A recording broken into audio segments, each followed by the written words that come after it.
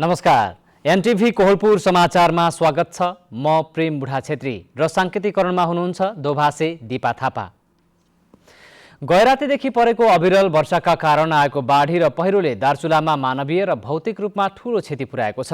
बाढीबाट दर्जनौं परिवारहरू विस्थापित भएका छन्। आजको समाचारमा रूपन्देहीको बुटवलमा रहेको लुम्बिनी प्रादेशिक अस्पताल न्यूनतम सेवा मापदण्ड मूल्याङ्कनमा नेपालमै पहिलो भएको प्रसङ्ग छ। त्यसबाहेक दिन प्रतिदिन बढ्दै गइरहेको डेङ्गु संक्रमणको खबर, साथमा नरोकिएको युद्ध, रुस र युक्रेनको युद्ध र खेलकुदमा महिला साफको प्रसङ्ग पनि। तर सुरुमा प्रमुख समाचार।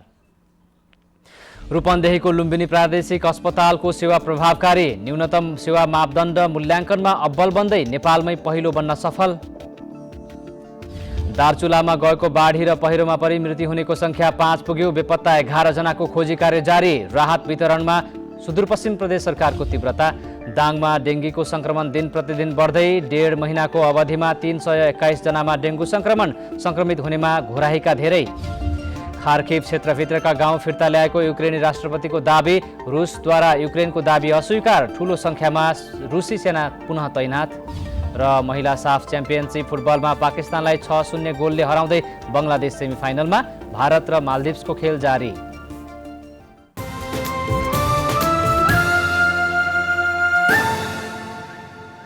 समाचार अब विस्तारमा। रूपन्देहीको बुटवलमा रहेको लुम्बिनी प्रादेशिक अस्पताल न्यूनतम सेवा मापदण्ड मूल्याङ्कनमा नेपालमै पहिलो भएको छ। स्वास्थ्य निर्देशनालयका न्यूनतम सेवा मापदण्ड मूल्याङ्कन कार्यक्रमका फोकल पर्सन कौशल भण्डारीका अनुसार न्यूनतम मापदण्ड मूल्याङ्कनमा अस्पतालले 80% अङ्क प्राप्त गरेको हो। अघिल्लो वर्ष 74% अङ्क प्राप्त गरी पहिलो बनेको अस्पतालले यस वर्ष थप अङ्क प्राप्त गर्न सफल भएको छ। वर्षमा 2 पटक अनुगमन मूल्याङ्कनमा हुने गरेकामा यस अघि भने कर्णालीको सुर्खेत अस्पताल पहिलो भएको थियो। अनुगमन टोलीमा कर्णाली प्रदेश निर्देशनालयका फोकल पर्सन डोटी अस्पताल काठमाडौँ र लुम्बिनी प्रदेश स्वास्थ्य निर्देशनालयको टोली सहभागिता रहेको थियो। लुम्बिनी प्रादेशिक अस्पतालमा रूपन्देही सहित पाल्पा, गुल्मी, अर्घाखाँची, कपिलवस्तु, नवलपरासी, प्युठान, स्याङ्जा, रुकुम लगायत रोल्पा लगायत जिल्लाबाट उपचारका लागि बिरामी आउने गर्दछन्। अस्पतालले तथ्याङ्क अनुसार पछिल्लो 1 वर्षमा 3,04,725 जनाले उपचार सेवा लिएको बताएको छ। दार्चुलामा आएको बाढी र पहिरोमा परि मृत्यु हुनेको संख्या 5 पुगेको छ भने 11 जना अझै बेपत्ता रहेका प्रमुख जिल्ला अधिकारी दीर्घराज उपाध्यायले जानकारी दिनुभयो। बाढी र पहिरोले मृत्यु हुनेमा महाकाली नगरपालिका 2 मैखोलीका 77 वर्षीय नन्दराम बोहरा, वडा नम्बर 3 का 42 वर्षीय मानमती कार्की, नौगाड गाउँपालिका 1 सल्लाहका अन्दाजी 35 वर्षीय जानकी ठगुन्ना, 14 वर्षीय धनमती ठगुन्ना, नौगाड 2 का मोहन पार्की रहेको जिल्ला प्रहरी कार्यालय दार्चुलाले जनाएको छ। यस्तै बाढी र पहिरोमा परि 11 जना बेपत्ता भएका छन्। लास्कु खोलासँगै महाकाली नदीमा आएको बाढीले महाकाली नगरपालिका 4 बाङ्गा बगरका 9 घरमा क्षति गरेको छ। दुहु र महाकाली जोड्ने लास्कु खोला झोलुङ्गे पुल र मोटर पुल बाढीले बगाएको छ भने लास्कु खोलामा आएको बाढी र पहिरोले महाकाली नदी थुनिएर ड्याम बाँधिएको छ। बाढीले 5 बोलेरो, जीप, एउटा ट्र्याक्टर समेत बगाएको प्रहरीले जनाएको छ। यस्तै पहिरोमा परि गम्भीर घाइते भएका जिल्लाको नौगाड गाउँपालिकाका 5 जनाको नेपाली सेनाको हेलिकप्टर मार्फत उद्धार गरिएको छ। अहिले बाढी र पहिरो प्रभावित क्षेत्रमा नेपाली सेना, सशस्त्र प्रहरी, नेपाल प्रहरी, स्थानीय लगायतले खोजी तथा उद्धार गरिरहेका बताइएको छ। प्राकृतिक विपत्तिका कारण पीडित बनेका दार्चुलाका बाढी र पहिरो पीडितका लागि सुदूरपश्चिम प्रदेश सरकारले राहत तथा व्यवस्थापनका कामलाई तीव्रता दिएको छ। पीडितहरूलाई तत्काल आवश्यक पर्ने राहत सामग्री दार्चुला पुर्याइएको छ। राहत सामग्री बोकेर केन्द्र सरकारका उद्योग वाणिज्य तथा आपूर्ति मन्त्री दिलेन्द्र प्रसाद बडु, सुदूरपश्चिम प्रदेश सरकारका आन्तरिक मामिला तथा कानुन मन्त्री डाक्टर रणबहादुर रावल र उद्योग पर्यटन वन तथा वातावरण मन्त्री मानबहादुर धामी सहितको टोली घटनास्थल पुगेको छ।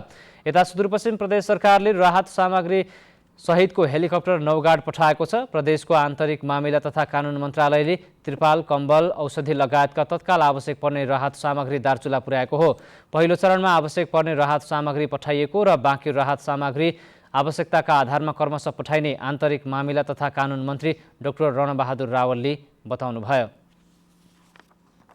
चाहिँ त्यसलाई चाहिँ प्रदेश सरकारले अहिले जे जति सकिन्छ हेलिकप्टरबाट हामीले चाहिँ अहिले पठाइरहेको छौँ। तर मूलतः हामी चाहिँ के भन्छ त्यहाँको अवस्था हेरेर त्यहाँको जिल्ला प्रशासन, त्यहाँको सुरक्षा निकायदेखि लिएर त्यहाँका रेड क्रस लगायत सबैसँग समन्वय गरेर हामी यथेष्ट रूपमा उहाँहरूले चाहिने सामग्रीहरू त्यो दार्चुलावासीहरूलाई यो दुःखको बेला चाहिँ मरमपट्टि लाउनलाई हामीले चाहिँ हर प्रयासहरू हामी गर्नेछौँ। अहिले सङ्घीय सरकारसँग समन्वय गरेर एउटा हेलिकप्टर आर्मीले चाहिँ हामीले पठाएको पनि छ। आज धेरै जसो घाइतेहरूलाई विशेष गरी जुन ठाउँमा गाउँहरूमा चाहिँ भित्रभित्र बस्तीहरूमा घाइते थिए उहाँहरूलाई ल्याएर चाहिँ जिल्ला अस्पतालमा अहिले उपचार भइरहेको छ।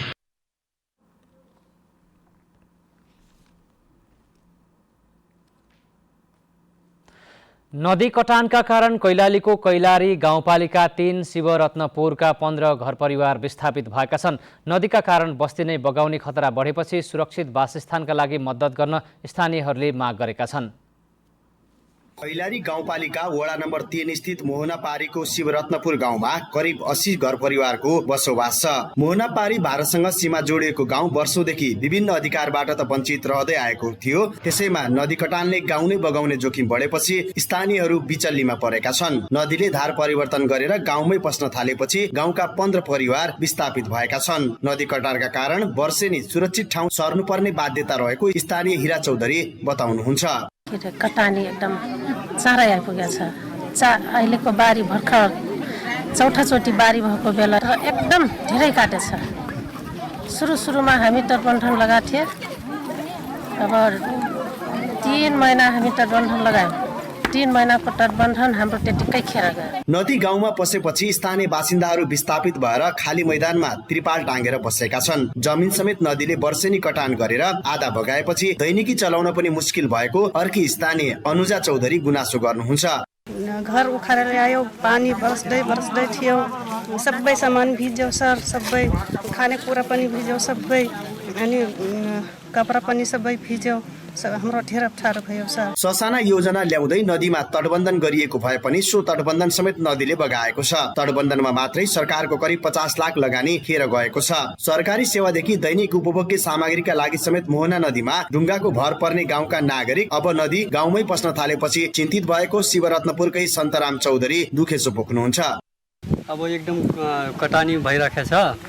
मेरो त खेत पनि सबै नदीमा गइसकेछ। अब यो खेत पनि नजिकैमा आइसकेछ। अब त्यो नदीको अब समस्या त अब यहाँ एकदम अप्ठ्यारो छ कि पुरै मतलब बाउडर लिएर खेतमा एकदम जान लागेको छ, गाउँमा जान लागेको छ नदी। हामी सरकारसँग यही भनिराखेका छौँ कि हाम्रो यहाँ स्लोपिङ जालीवाला हालिदिनु पर्यो बाउडरदेखि यहाँसम्म।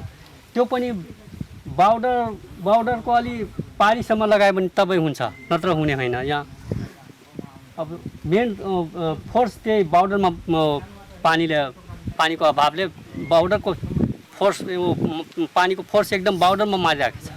करिब 4 दशकदेखि सो गाउँमा बस्दै आएका नागरिकहरू अब दीर्घकालीन समाधानको माग गरिरहेका छन्। शिवरत्नपुर गाउँ नै जोखिममा परेपछि कैलाली गाउँपालिकाले माथिल्लो सरकारसँग व्यवस्थापनका लागि माग गरेको छ। नदी गाउँ पसेपछि विस्थापित भएका 15 घर परिवारलाई वासस्थानका लागि मैदानमा तिरपाल उपलब्ध गराउनुका साथै पानीको व्यवस्था गाउँपालिकाले गरेको छ। अब यो गाउँलाई सुरक्षित स्थानतर्फ सार्ने या तटबन्धनबाट दीर्घकालीन समाधान गर्न प्रदेश र संघ सरकारसँग सहकार्य गर्ने गाउँपालिका अध्यक्ष बताउनुहुन्छ।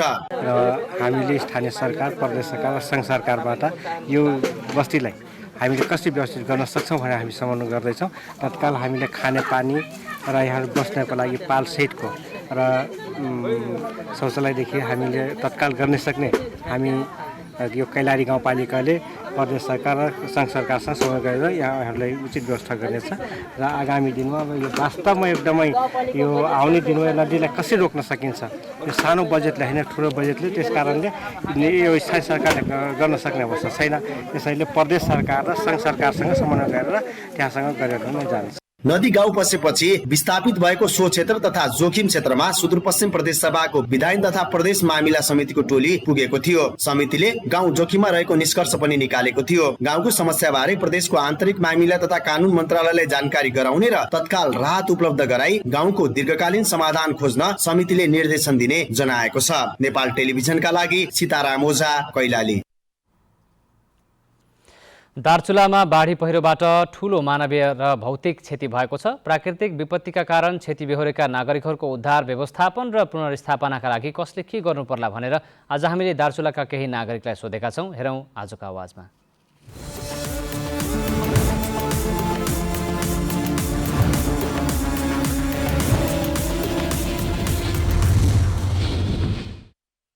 यसलाई स्थानीय सरकार, प्रदेश सरकार तथा सङ्घीय सरकार तीनटै सरकारले समन्वय गरेर पीडितलाई राहत तथा उद्धारको काम, पुनर्स्थापनाको काम, यसको दीर्घकालीन समाधानका निमित्त तीनटै सरकार मिलेर समन्वय गरेर सहकार्य गरेर यसलाई पीडितलाई राहत, उद्धार तथा व्यवस्थापन गर्नुपर्छ। यो अब बाढीले यस्तो विनाश गरिसकेपछि अब यस राहतमा नेपाल प्रहरी, नेपाल आर्मी, सशस्त्र प्रहरी र स्थानीय सरकारहरू लागेकै जस्तो देखिरहेछ। अनि त्यस्तै केन्द्रीय सरकारबाट पनि तुरन्तै अब हेलिकप्टर सहितका टोलीहरू आइरहेको देखिरहेछ भने अब यसले अझै पनि कम भइरहेछ हुन त। तर पनि मेरो विचारमा सबै निकायहरू, आम दार्चुलेली जनताहरू, आम पार्टीका कार्यकर्ताहरू लागेकै जस्तो मलाई महसुस हुन्छ। बाढी पीडितहरूलाई जतिसक्दो चाँडो अहिले घाँस, बाँस र कबासको आवश्यकता गर्नु अनिवार्य रूपमा देखिन्छ। मान्छेहरूले आफ्नो जति भएको धन सम्पत्तिहरू गुमाएर एक सरो लुगामा आफ्नो ज्यान जोगाउन बाध्य भएका छन्, ज्यान जोगाइरहेका छन्। तिनीहरूलाई अहिलेको स्थानीय, प्रदेश, केन्द्र सरकार, तीनवटा सरकार छन्। उनीहरूले देखावटी रूपमा नभएर जनताले त्यो घाँस, बाँस र कबासको आवश्यकताको परिपूर्ति भएको महसुस हुने गरेर उनीहरूलाई जतिसक्दो चाँडो व्यवस्थापन गर्नुपर्छ। यो केन्द्र, प्रदेश र स्थानीय सरकारले चाहिँ पीडितहरूलाई राहत वितरण सहितको काम गरिदिनु पर्यो। त्यो सँगसँगै नजिकको सरकार भनेको स्थानीय सरकार हो। स्थानीय सरकारले घाँस, बाँस र कपासको व्यवस्था पीडितहरूका लागि गरिदिनु पर्यो। व्यवस्थापन गर्नु पर्यो। यो सबैले यो हेर आपत्तिकालीन परेको छ, यहाँ त समस्या परेको छ। सबै जनताहरूलाई सबै रोडमा छन्, यहाँ केही निकाल्नै पाएन। कसैको घरहरू सबै बोकिसके, कोही उसमा पनि छन्।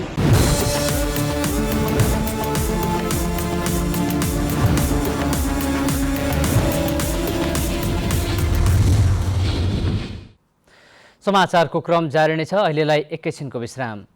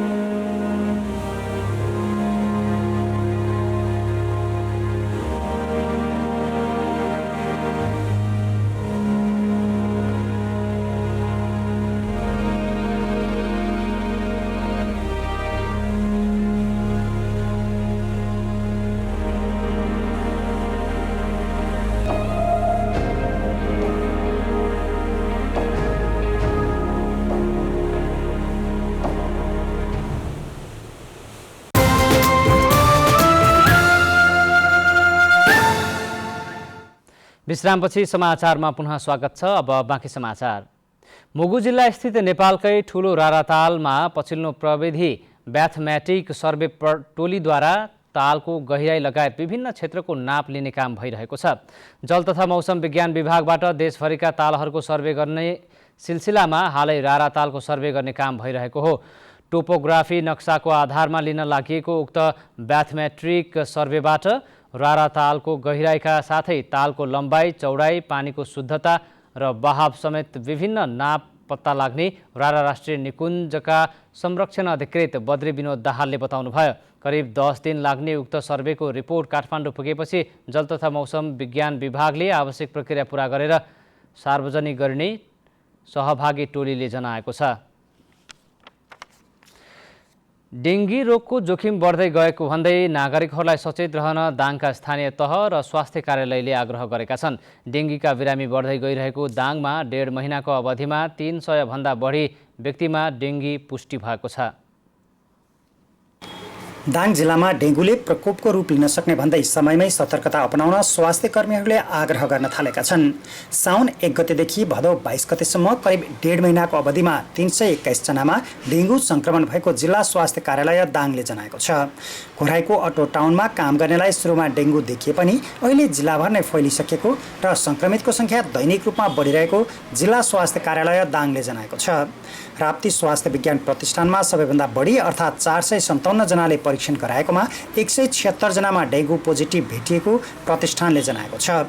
पछिल्लो 3 दिनमा मात्रै 44 जनामा डेङ्गु संक्रमण देखिएको राप्ती स्वास्थ्य विज्ञान प्रतिष्ठानको भनाइ छ। डेङ्गु संक्रमित सबैभन्दा बढी घोराईका रहेका छन्। घोराईमा मात्रै 252 जनामा डेङ्गु संक्रमण भइसकेको घोराई उपमहानगरपालिकाको स्वास्थ्य प्रवर्धन शाखाले जनाएको छ। दाङमा ग्रामीण क्षेत्रको तुलनामा शहरी क्षेत्र विशेष गरी घोराई र तुलसीपुर उपमहानगरपालिकामा डेङ्गु संक्रमण बढिरहेको जिल्ला स्वास्थ्य कार्यालय दाङका प्रमुख अङ्गदबहादुर शाही बताउनुहुन्छ। 1 नम्बरमा घोराई र 2 नम्बरमा तुलसीपुर क्षेत्रमै यसको केसहरू बढी भएको छ र खास गरी यता अटोमोबाइल बढी चल्ने टायर लगायत अन्य पानी र सहरी बस्ती पनि भर हुनाले र गमला लगायत एसी कुलर लगायत अन्य चिजहरू पनि यो सहरी क्षेत्रकै मान्छेहरूले बढीभन्दा बढी प्रयोग गर्ने भएको र बस्ती पनि बाक्लो भएको हुनाले कतै न कतै पानी चाहिँ कुनै न कुनै किसिमले चाहिँ सङ्कलन भएर बस्ने र लामखुट्टेको लागि उचित किसिमको वातावरण पनि हुने जस्तो ठाउँहरू भएको हुनाले सहरी क्षेत्रमै बढी छ। जिल्लाभर नै डेङ्गुका बिरामी बढ्न थालेपछि स्वास्थ्य कार्यालय र जिल्लाका 10वटै पालिकाले सचेतनामूलक सूचना प्रवाह र लामखुट्टेको वासस्थान नष्ट गर्ने अभियान सुरु गर्न थालेका छन्। सन्तोष सुवेदी, नेपाल टेलिभिजन, लुम्बिनी प्रदेश, दाङ। जुम्ला स्थित कर्णाली स्वास्थ्य विज्ञान प्रतिष्ठानमा कार्यरत चिकित्सक तथा स्वास्थ्य कर्मीहरू आन्दोलनका कार्यक्रमहरू स्थगित गरी नियमित काममा फर्किएका छन्। जिल्लाका सबै राजनैतिक दलले प्रतिष्ठानमा कार्यरत चिकित्सक तथा स्वास्थ्य कर्मीको शान्ति सुरक्षाको प्रत्याभूति दिलाउने, बाल हिंसा विरुद्ध परेको उजुरी फिर्ता लिने र संयुक्त राजीनामा फिर्ता गर्ने सहमति गरेपछि चिकित्सकहरू काममा फर्किएका हुन्। नेपाल चिकित्सक सङ्घ जुम्लाका उपाध्यक्ष डाक्टर कमल थानीले अस्पतालका सबै सेवा सुरु भएको बताउनु भएको छ। अस्पतालका सेवा सञ्चालनमा आएसँगै बिरामीहरूलाई जाँच गर्न सहज भएको छ।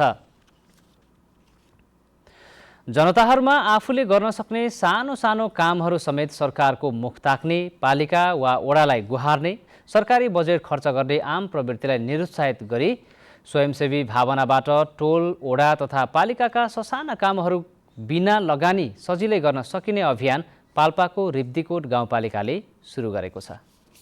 पश्चिम पाल्पाको रिब्दीकोट गाउँपालिकाले जनतामा सामाजिक जागरण र स्वयंसेवी भावना जोगाउने उद्देश्यले म बनाउँछु मेरो रिब्दीकोट अभियान सुरु गरेको छ। चुनावी घोषणापत्र, वार्षिक नीति तथा कार्यक्रममा स्वयंसेवी कामबाट रिब्दीकोटमा सामाजिक जागरण, जनतालाई स्वयंसेवी तथा सामाजिक काममा सक्रिय गराउन यो अभियान सुरुवात गरिएको गाउँपालिकाले जनाएको छ। गाउँपालिकाले म बनाउँछु मेरो रिब्दीकोट अभियान अन्तर्गत हारथोकदेखि बतासीसम्मको मुख्य सडकमा झारपात गोडमेल गर्ने, सडकको फोहोर सङ्कलन गर्ने, सडकका ससाना खाल्टाखुल्टी मिलाउने, ससाना पहिरो पन्छ्याउने काम गरेको छ। अभियानमा जनप्रतिनिधि, कर्मचारी, स्थानीयवासी, प्रहरी तथा राजनीतिक दलका कार्यकर्ताहरू स्वयंसेवकको रूपमा सामाजिक काममा खटिएका छन्। पालिकाबाट गरेको भए लाखौं रुपियाँ बजेट लाग्ने काम रिब्दीकोटवासीले स्वयंसेवाबाट नै गरेका छन्। जनतालाई स्वयंसेवी भावना जोगाउन घर छिमेकका ससाना कामहरू आफै मिलेर गर्ने बानीको विकास गर्न नीति तथा कार्यक्रम मार्फत नै चालु आर्थिक वर्षबाट यो अभियान सञ्चालन गरिएको पालिका अध्यक्ष नारायण बहादुर कार्कीले बताउनुभयो।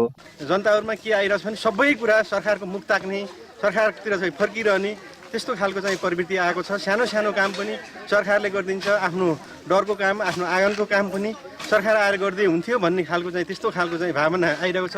त्यसलाई अलिकति हामी आफै गर्नुपर्छ, हामी आफै नगरिकन सरकारको मात्रै मुख ताकेर हुँदैन भन्ने खालको भावना चाहिँ आओस् भनेर हामीले चाहिँ यो अभियान, यो स्वयंसेवी अभियान सुरु गरेको कुरा म अनुरोध गर्न चाहन्छु। मनमा आनन्द आओस्, समाजसेवा पनि होस्, साथीभाइ इष्टमित्रसँग पनि भेटघाट होस् र ससानो काममा पालिकाको बजेट पनि खर्च नहोस् भनी म बनाउँछु मेरो रिब्दीकोट अभियानमा सहभागी भएको पालिका उपाध्यक्ष कान्ता अधिकारीले बताउनुभयो।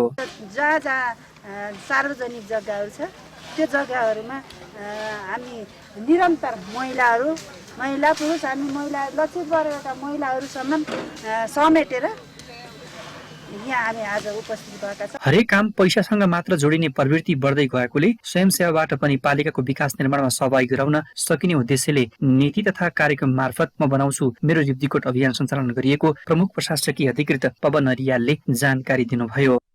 79-80 को आफ्नो नीति तथा कार्यक्रममा स्वयंसेवी रूपमा आफ्नो गाउँको लागि आफ्नो पालिकाको लागि म आफूले पनि केही योगदान गर्छु भन्ने किसिमको वातावरण सिर्जना गर्नको लागि महिनामा कम्तीमा 1 दिन र इच्छुकहरूले त 12 महिना पनि स्वयंसेवा गर्न पाउने व्यवस्था मिलाउने भन्ने जुन नीति तथा कार्यक्रम तय गरेको थियो यही नीति तथा कार्यक्रमलाई मूर्त रूप दिनको लागि आज हामीले पालिकाभरिका आम जनसमुदायहरूलाई चाहिँ आह्वान गर्दै हामीले यो अभियानको सुरुवात गरेका छौँ। स्वयंसेवी अभियान पालिकाका सबै वडाहरू, स्वास्थ्य संस्थाहरू, विद्यालय, क्लब, विभिन्न सङ्घ संस्थाहरू मार्फत घर घर, टोल टोल, वडा वडा हुँदै पालिकाभरि नै 12 महिना सञ्चालन गरिने भएको छ। यो अभियान 5 वर्षसम्म निरन्तर रूपमा सञ्चालन गरिने रिब्दीकोट गाउँपालिकाले जनाएको छ। सुनिल कार्की, नेपाल टेलिभिजन, लुम्बिनी प्रदेश, पाल्पा।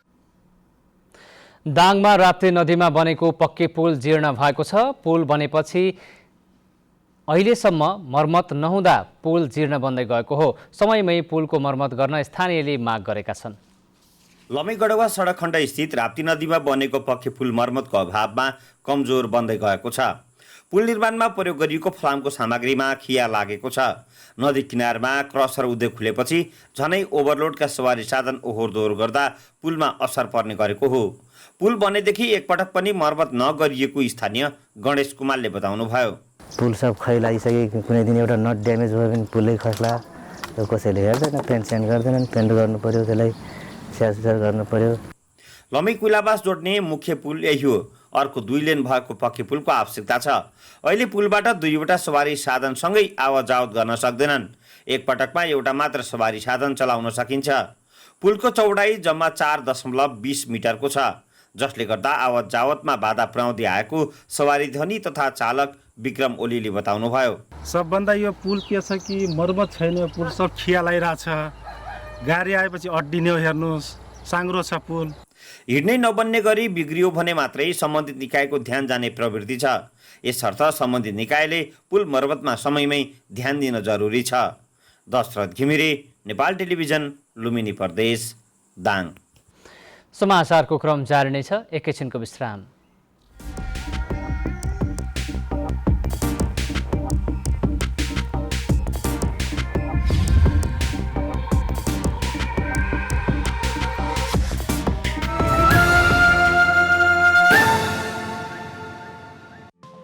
केही नयाँ, केही फरक।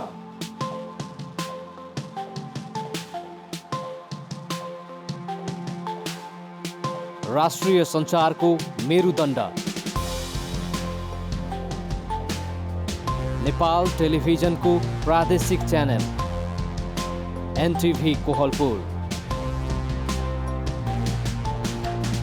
पश्चिम नेपालको लुम्बिनी, कर्णाली र सुदूर पश्चिमको एकमुष्ट आवाज।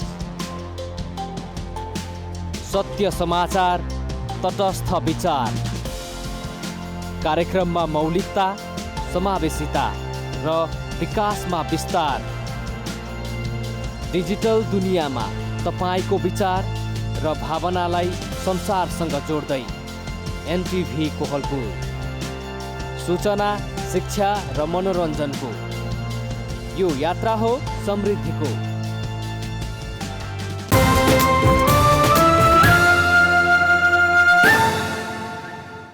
तपाईँ एनटिभी कोहलपुर हेर्दै हुनुहुन्छ। अब बाँकी समाचार। नेपालमा पछिल्लो 24 घण्टामा 163 जनामा कोरोना भाइरसको संक्रमण पुष्टि भएको छ।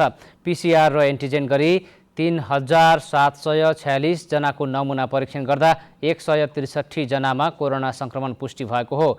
थप 130 जना कोरोना संक्रमित निको भएका छन्। नेपालमा कोरोना भाइरसका सक्रिय संक्रमितको संख्या 2430 जना पुगेको छ।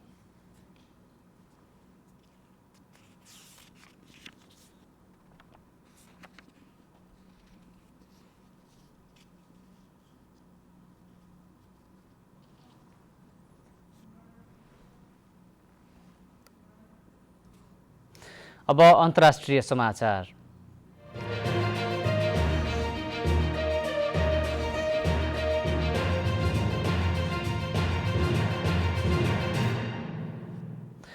रुसले कब्जा गरेको खार्किभ क्षेत्रका 30 वटा ठाउँका दर्जनौं गाउँ फिर्ता ल्याएको युक्रेनले दाबी गरिरहेका बेला रुसले भने खार्किभ क्षेत्रमा पुनः ठूलो संख्यामा सेना तैनाथ गरेको छ। युक्रेनको दाबीलाई अस्वीकार गर्दै रुसले खार्किभमा आफ्नो सेनाको कब्जा यथावत रहेको र थप सैनिक परिचालन गरेको जनाएको खबरमा उल्लेख छ। तर युक्रेनी राष्ट्रपति भ्लोदिमिर जेलेन्स्कीले युक्रेनी सेनाले खार्किभको 1000 वर्ग किलोमिटर क्षेत्र फिर्ता गरेको र 50 किलोमिटर अघि बढेको बताउनु भएको छ। युक्रेनले अब रुसलाई अन्य क्षेत्र कब्जा गर्न नदिने र उसले कब्जा गरेको भूमि फिर्ता गर्ने अभियान चलाएको घोषणा गरेको छ। अब आर्थिक समाचार।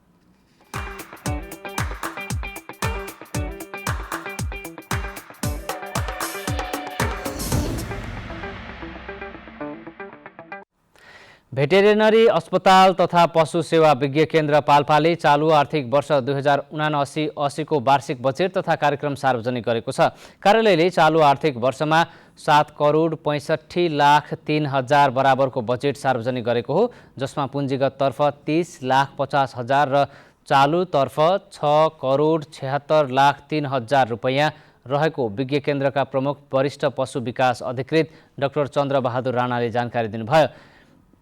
यसैबीच जिल्लामा पछिल्लो समय दूध उत्पादनमा वृद्धि भई छुर्पी र चीज तयार गरी पोखरा र बुटवल निर्यात भएको कार्यालयले जनाएको छ। आगामी दिनमा स्थानीय तहसँग समन्वय गरी मासु तथा अन्य उत्पादनमा समेत जिल्लालाई आत्मनिर्भर हुने गरी काम गरेको कार्यालयले जनाएको छ। अब खेलकुद समाचार।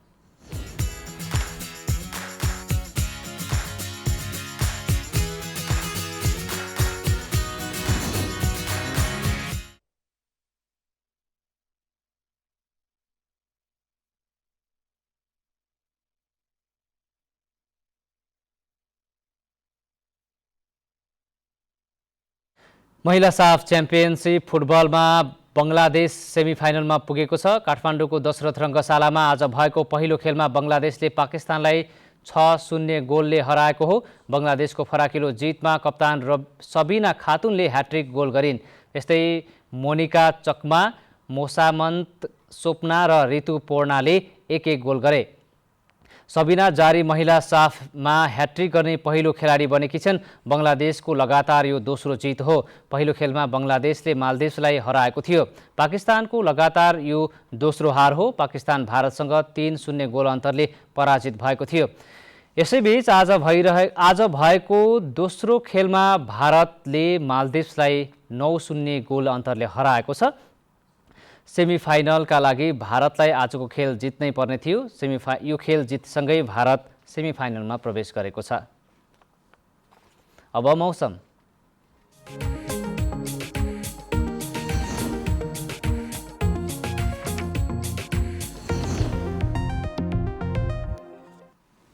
आज देशका पहाडी भूभागका केही स्थानहरूमा र बाँकी प्रदेशका थोरै स्थानहरूमा मेघगर्जन चट्याङसहित हल्कादेखि मध्यम वर्षा भयो। आज राति पनि देशका पहाडी भूभागका केही स्थानहरूमा र बाँकी प्रदेशका थोरै स्थानहरूमा मेघगर्जन चट्याङसहित हल्कादेखि मध्यम वर्षाको सम्भावना छ।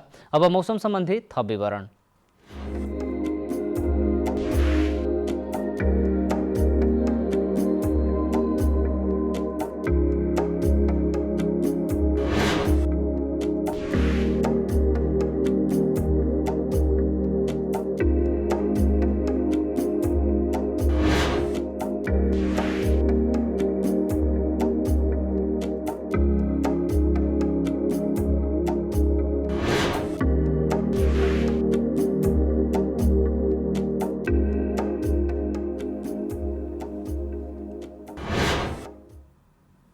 समाचारको अन्त्यमा प्रमुख समाचार पुनः एकपटक।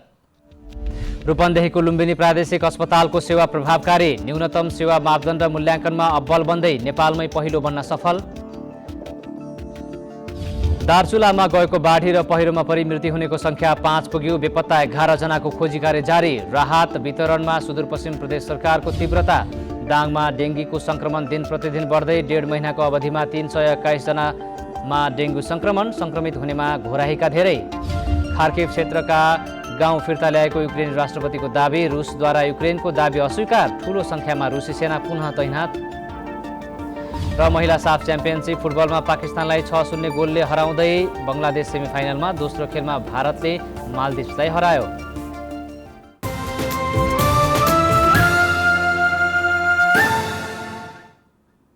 हवस् त अहिलेलाई समाचारको सिलसिला यति नै। बिदा दिनुहोस्। नमस्कार।